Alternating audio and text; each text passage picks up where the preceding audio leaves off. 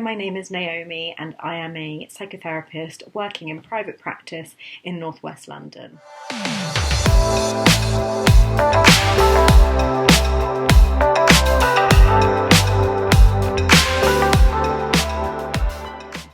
I'm currently seeing all of my clients on Zoom and Skype as a result of the COVID pandemic. However, before the pandemic hit, I was seeing clients face-to-face from a therapy practice in East Finchley in northwest London.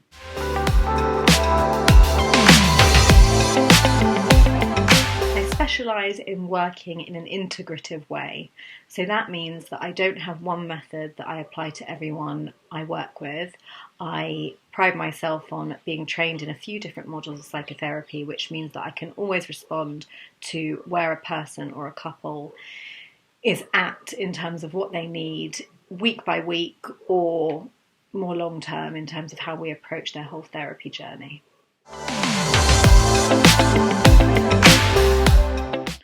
My main training as a psychotherapist was in existential psychotherapy, which is a form of psychotherapy that comes from a body of philosophy called existential philosophy, which talks about what it means to exist as a human and the givens of existence that make existing as a human really difficult.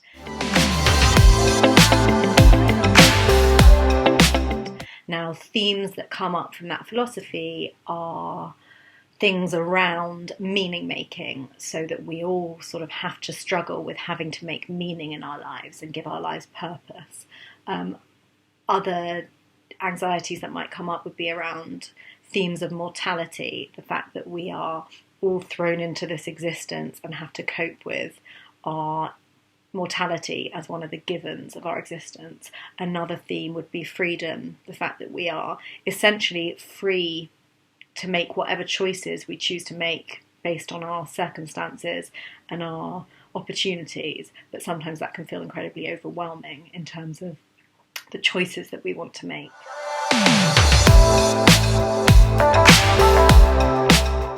I'm also trained in a few other approaches of psychotherapy, one being cognitive behavioural therapy, another being person-centred therapy, and lastly psychodynamic psychotherapy. I feel like this variety of approaches and knowledge and skills gives me the best grounding to approach people in terms of who they are and where they're at and what they need. I really don't believe in offering a form of therapy that is kind of a one-size-fits-all. I think that, humans are really wonderfully different, and that means that when you're working with somebody in terms of their experience of life and themselves, you can't really apply the same method to one person as you apply to another. So my grounding in all of these different methods means that when I'm talking to someone or working with them, I can pull on all these different fields to sort of find exactly what would be most helpful in the moment or sort of in the long-term strategy for any client.